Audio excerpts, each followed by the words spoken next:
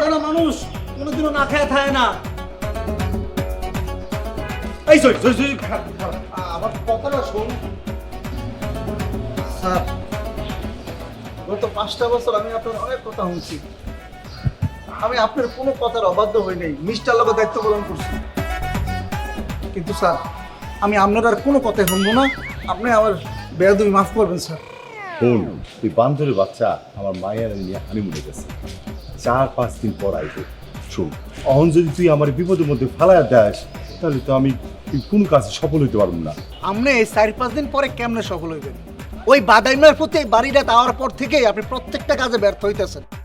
আচ্ছা স্যার, আপনি মন থেকে সত্য করে আমার একটা কথা কোন তো, আপনার মাইয়ার কি কোনো সমস্যা আছে? না, আমার মাইয়ার তো কোনো শারীরিক সমস্যা নাই।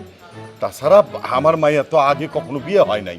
আচ্ছা স্যার, সমস্যা যদি নাই থাকে তাহলে ওই বাদাইমা পুতের চক্করে আপনারা এই বাপ মেয়ে কেমনে বললেন? আসলে হয়েছে কি, ওই হারামজাদা আমার কাছে মিথ্যা কথা বললে বাসা ভাড়া নিছে, কইছে সে বিবাহিত।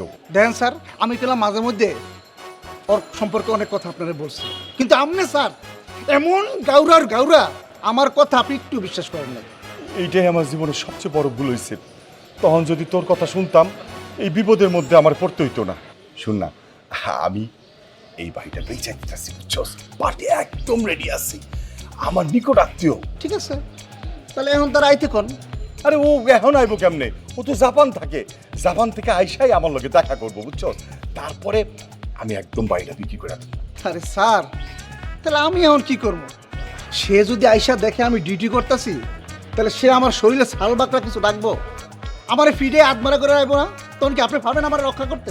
পারবো না মায়? অবশ্যই পারবো। এবার তোর কিছু কোক না, ওর আমি ছাল বাকরা তুইলা একদম অবস্থা কাইল করে ফেলামু, জ্যান্ত কবর দিয়া দেবো। আচ্ছা বন্ধু, সত্য করে বলতো, এই যে এত সুন্দর বাড়িটা বিক্রি করতে চাচ্ছি, কোনো সমস্যা আছে? আরে না বন্ধু, কোনো সমস্যা নেই। আসলে হয়েছে কি বন্ধু, আসলে আমি সুন্দর একটা জমি দেখছি, কিন্তু জমির যে মালিক সে তো জমি বিক্রি করবে না।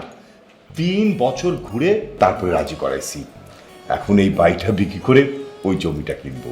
তা স্যার, আমি একটা কথা কই, আমাকে এই বাড়িটা এই এলাকার মধ্যে সবচেয়ে সুন্দর বাড়ি। আপনি তো দেখছেন মেইন রোডের পাশে, আপনি এই বাড়িটার সামনে দিয়া ডান দিক দিয়ে বাড়িয়ে দেবেন, দেখবেন নাম করা স্কুল কলেজ, বিশাল বড় খোলা মাঠ। আপনি যদি এই বাড়িটা কিনেন, জিতবেন স্যার। আসলেই তাই, মেইন রাস্তার সাথে বাড়ি, আর এত সুন্দর কনস্ট্রাকশন, স্কুল কলেজ, তাছাড়া সামনেই খেলার মাঠ, এত একটি সুন্দর বাড়ি। আচ্ছা বন্ধু, এই বাড়িটা যে বেচতেছিস, মন থেকে বলতো আসলে অন্য কোনো প্রবলেম আছে কিনা? ওই যে স্যারের জামাই লিখে। আর চুপ করতো, কি জামাই জামাই শুরু করছো? হ্যাঁ, আসলে বন্ধু বললাম না, ওই আশুলিয়ার জমিটা কেনার জন্য আমার বাড়িটা বিক্রি করা প্রয়োজন।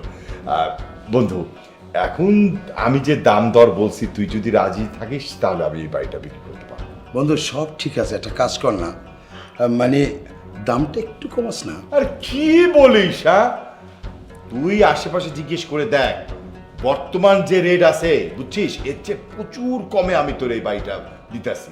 আরে বন্ধুকে ট্রাস্ট কর, আমি কি তোকে ঠকাবো নাকি? হ্যাঁ বন্ধু, কবে বায়না করবি সেটা বল। বাড়িটা কিন্তু আমার খুবই পছন্দ হয়েছে, যেভাবেই হোক নিয়ে নাও।